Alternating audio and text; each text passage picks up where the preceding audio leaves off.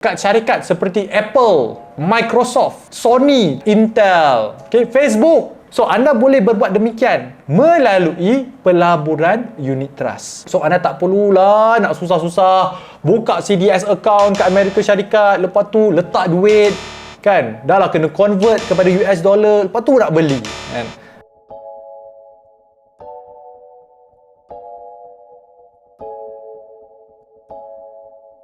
Assalamualaikum dan selamat kembali ke YouTube channel Dr. Adam Zubir, Doktor Kewangan anda. Dalam video kali ini, saya nak kongsikan kepada anda kenapa pelaburan unit trust masih lagi relevan di kala pelaburan-pelaburan baru yang ada pada zaman ini. So zaman sekarang ni kita ada dengar macam-macam jenis pelaburan.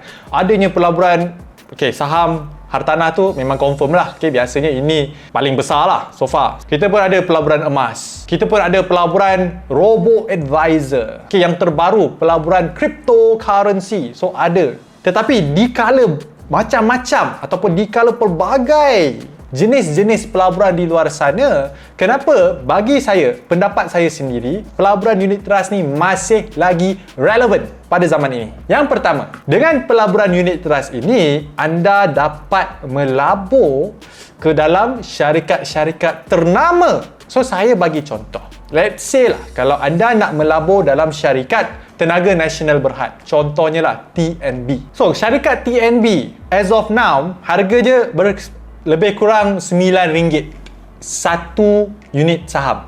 Tak ada mahal sangat. Tak ada mahal sangat.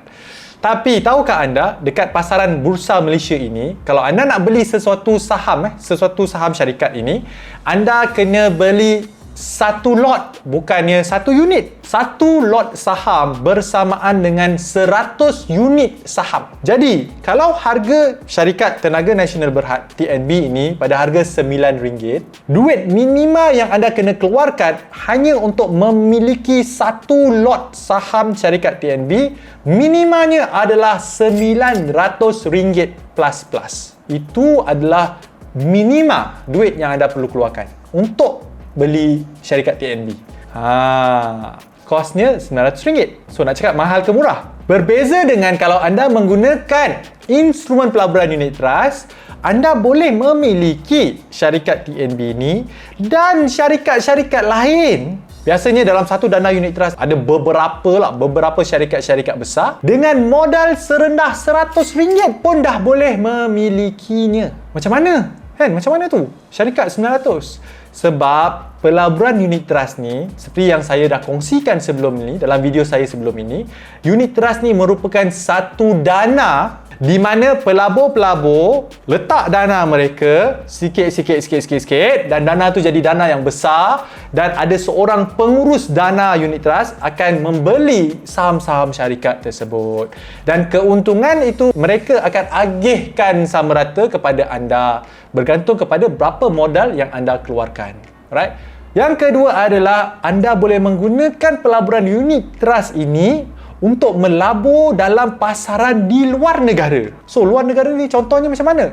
Contohnya kalau anda nak melabur kat syarikat seperti Apple, seperti Microsoft, Sony, contohnya lah kalau bagi mereka yang minat Sony, kan? Intel, Facebook. Nama sekarang ni lain. Nama sekarang ni Meta. So, anda boleh berbuat demikian melalui pelaburan unit trust. Sebab pelaburan unit trust, seperti apa yang saya dah kongsikan sebelum ni, merupakan satu dana di mana anda letak duit anda, mereka gunakan dana ini untuk membeli apa saja syarikat bergantung kepada pengurus dana tersebut. Anda tak perlulah nak buka CDS account. Let's say lah anda nak melabur dekat syarikat Apple. Apple ni listed kat Nasdaq, US, Amerika Syarikat. So, anda tak perlulah nak susah-susah buka CDS account kat Amerika Syarikat, lepas tu letak duit, kan? Dah lah kena convert kepada US dollar, lepas tu nak beli, kan?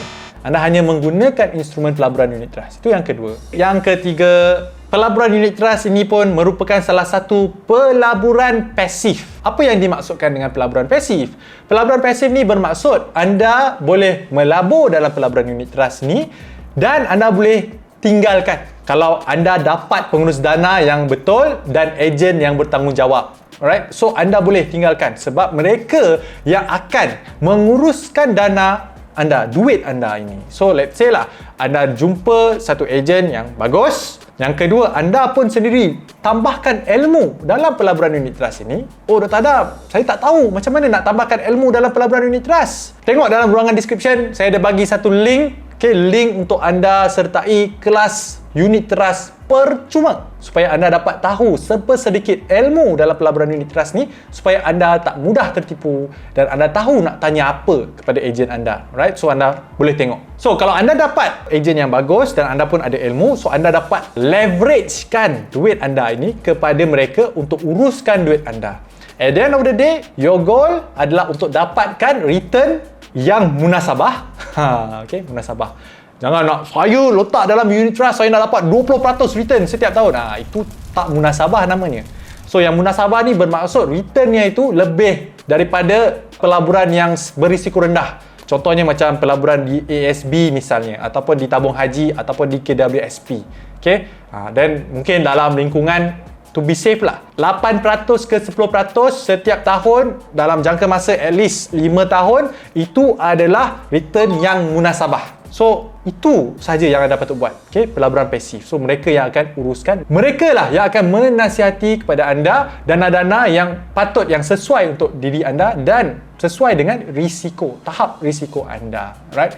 So itu dia 3 kelebihan lah, ataupun benda yang ada dekat dalam pelaburan unit trust yang membuatkan saya cakap pelaburan unit trust masih lagi relevan, okay, pada zaman ini di kala pelaburan-pelaburan lain yang ada dalam pasaran sekarang ini. Alright, itu saja daripada saya, dan jika anda belum lagi subscribe YouTube channel Dr. Adam Zubir, pastikan anda subscribe supaya setiap kali saya release video baru, anda akan dapat notifikasi. Dan jika anda nak belajar lagi tips-tips kewangan yang lain seperti pelaburan ASB, kredit kad, kereta, rumah, emas, saham dan macam-macam lagi, senang sahaja pergi ke YouTube, type saja nama saya Dr. Adam Zubir, diikuti dengan kata kunci yang anda nak cari. Contohnya macam Sikris, type Sikris dan video saya akan ada.